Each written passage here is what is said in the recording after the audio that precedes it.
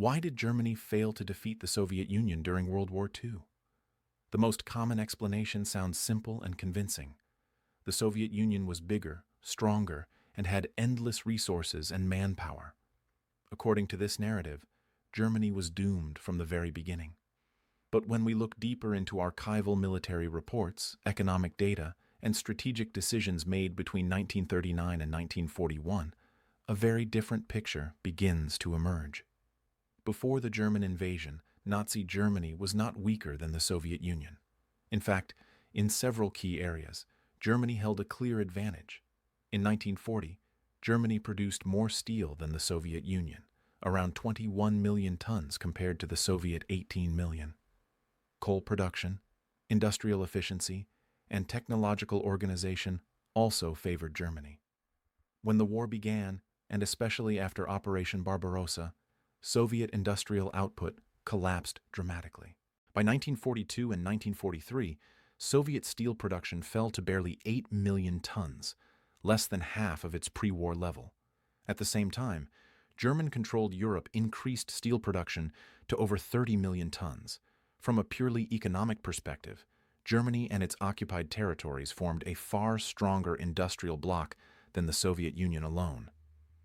This immediately challenges the myth that Germany lost simply because it faced an economically superior enemy. The reality is far more complex. Germany entered the war in the East with a powerful army, a strong industrial base, and the support, direct or indirect, of numerous allied states. The failure to defeat the Soviet Union cannot be explained by numbers alone. It was not inevitable, and it was not decided in 1941. To understand why Germany ultimately lost, we must look beyond simple comparisons of size and focus on strategic choices, resource allocation, and the structure of the war itself. This story is not about inevitable defeat. It is about missed opportunities, structural limitations, and decisions that shape the fate of the largest conflict in human history. One of the strongest and most persistent arguments explaining Germany's failure in the East is the idea that the Soviet Union possessed limitless manpower. With nearly 200 million inhabitants after the territorial expansions of 1939 and 1940, the USSR appears, at first glance, to have been an unstoppable demographic giant. Germany, by comparison, had roughly 80 million people within its pre-war borders. This contrast has led many to assume that Germany was inevitably overwhelmed by sheer numbers. Yet, this assumption ignores how population actually translated into military power during the war. When Operation Barbarossa began in June 1941, the Soviet Union had already lost control over vast territories, including Ukraine, Belarus, and the Baltic states. These regions contained tens of millions of people and a significant portion of Soviet industry and agriculture. As a result, the Soviet Union's effective population and mobilization potential temporarily shrank, not grew. At the same time, Germany expanded its own manpower base. Beyond the population of the Reich itself, Germany drew on the resources and personnel of allied and satellite states such as Finland, Romania, Hungary, Italy, Slovakia, and Croatia. In addition, ethnic Germans were resettled from occupied territories and incorporated into the German war economy.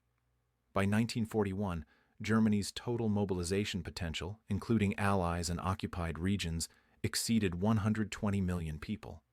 This meant that, at the outbreak of the war in the East, Germany was not facing a simple demographic disadvantage. In fact, in 1941, Germany fielded more soldiers overall than the Soviet Union. German armed forces exceeded 7 million men, while the Red Army had approximately 5.5 million active soldiers. On the Eastern Front itself, Germany deployed around 3.3 million troops, while Soviet forces were still reorganizing after purges, rapid expansion, and chaotic mobilization. The idea of endless Soviet reserves did not match reality in the first phase of the war. Soviet losses in 1941 were catastrophic, reaching millions of killed, wounded, or captured. Entire armies were encircled and destroyed. If manpower alone decided wars, the Soviet Union should have collapsed under the weight of these losses. But it did not. The reason lies not in infinite population, but in the ability to reorganize, retrain, and gradually expand the Red Army under extreme pressure. Understanding this distinction is crucial. Germany did not lose because it faced an enemy with limitless manpower from the start. It lost because the balance of manpower shifted over time, and because Germany failed to adapt its strategy once this shift became clear. The decisive change in the war between Germany and the Soviet Union did not occur in 1941, but in the years that followed, when the balance of manpower began to shift irreversibly. After surviving the initial catastrophe of Operation Barbarossa, the Soviet state reorganized its entire system around total war. Massive conscription waves, the relocation of industry beyond the Urals, and brutal but effective mobilization policies allowed the Red Army to recover from its early losses. By 1942, Soviet armed forces had grown to over 9 million soldiers, and by 1943 they exceeded 10 million. Germany, meanwhile, reached the limits of its manpower expansion. While the Soviet Union was still increasing the size of its army, Germany's frontline strength began to stagnate and then decline. Losses on the Eastern Front were enormous, and replacements could not keep pace. At the same time, Germany was forced to divert large numbers of troops away from the East. The Balkans, North Africa, Italy, Western Europe, and later France all demanded manpower. By 1943, and especially 1944, Germany was fighting a true multi-front war, something it had not fully anticipated in 1941. More than half of German forces were no longer deployed against the Soviet Union. This had dramatic consequences. On the Eastern Front, Soviet numerical superiority became overwhelming. By 1944, Soviet forces outnumbered German troops on the Eastern Front by a factor of 2.5 to 3 to 1. This superiority was not limited to infantry alone. It extended to artillery, logistics units, engineers, and reserves. Germany could no longer replace its losses at the same rate, while the Soviet Union could rotate units, rebuild shattered formations, and maintain continuous offensive pressure. The war of attrition now favored the Red Army. Crucially, this shift was not automatic or inevitable. It was the result of time, strategic decisions, and Germany's failure to concentrate its forces where the war was truly decided. Once the manpower balance tipped decisively in favor of the Soviet Union, Germany's chances of victory disappeared. From this point onward, German defeats were not sudden collapses, but the predictable outcome of fighting a stronger enemy with shrinking resources, exhausted troops, and no strategic reserve capable of restoring the balance. While manpower determined how long Germany could continue fighting, industrial capacity and access to resources defined how effectively it could wage modern war. Here again, popular narratives often oversimplify reality. Germany is frequently portrayed as being outproduced by the Soviet Union, but this was not true for much of the conflict. Before the war, and even during its early years, Germany possessed a stronger and more efficient industrial base. In 1940, German steel production exceeded that of the Soviet Union, and after the conquest of much of Europe, Germany gained access to the industrial output of occupied territories.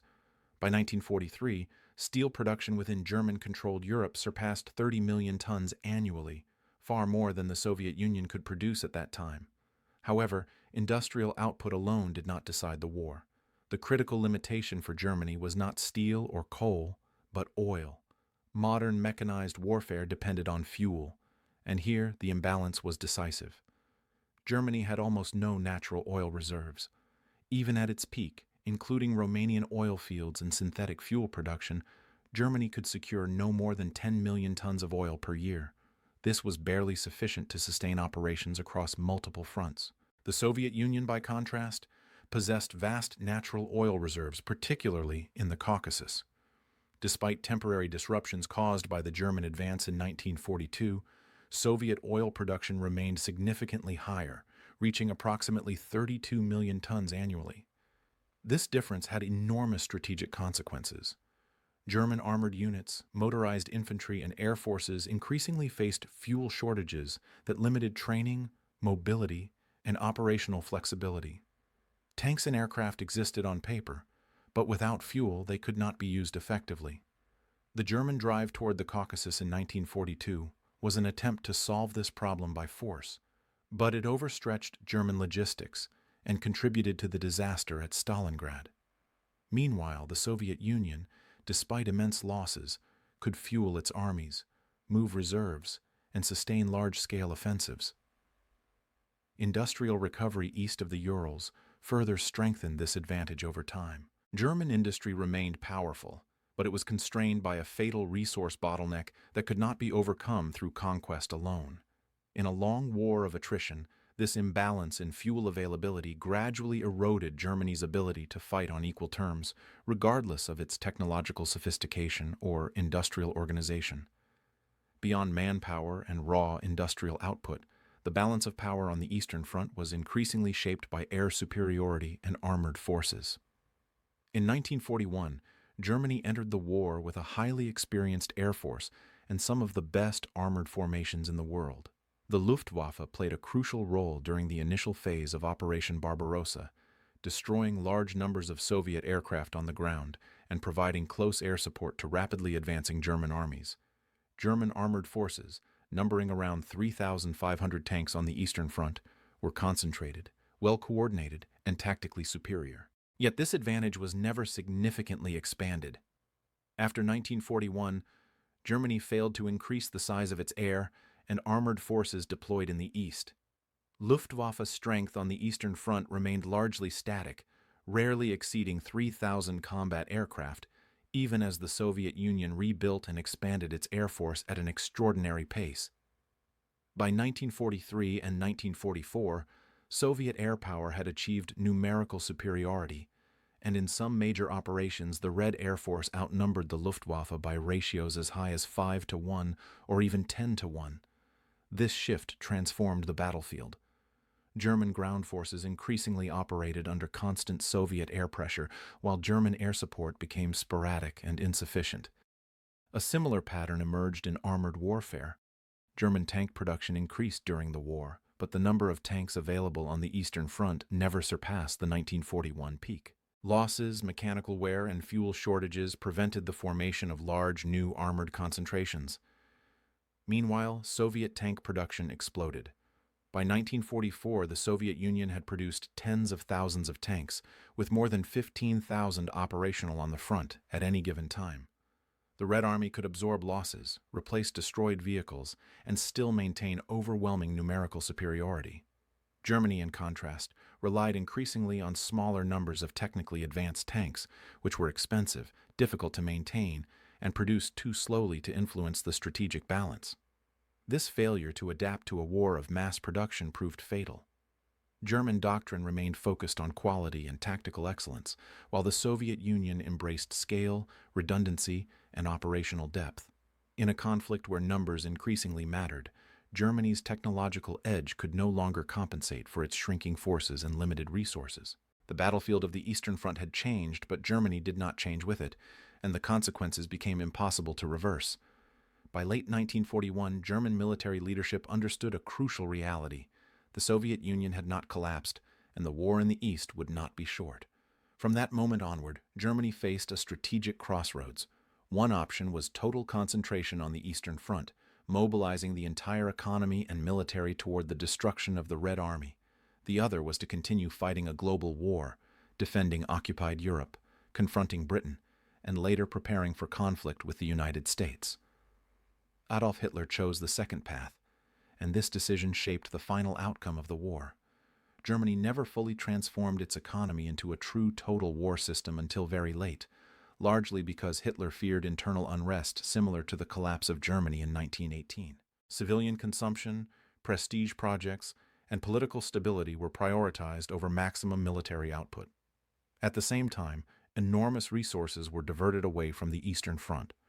The construction of the Atlantic Wall, the expansion of the U-boat fleet, strategic bombing defense, and the development of so-called wonder weapons, including V-1 and V-2 rockets, consumed vast amounts of steel, labor, fuel, and industrial capacity. These projects had little direct impact on the war against the Soviet Union. Strategically, Germany's commitment to multiple theaters further diluted its strength. Large forces were tied down in the Balkans to suppress resistance, in North Africa and later Italy, and across Western Europe in anticipation of an Allied landing. By 1944, more than half of German military forces were deployed outside the Eastern Front. This meant that even as the Red Army grew stronger, Germany was unable to concentrate sufficient power to stop it. Operational decisions on the Eastern Front also reflected this strategic confusion. Instead of pursuing clear, achievable objectives, German forces were repeatedly redirected, shifting between Moscow, the Caucasus, and Ukraine.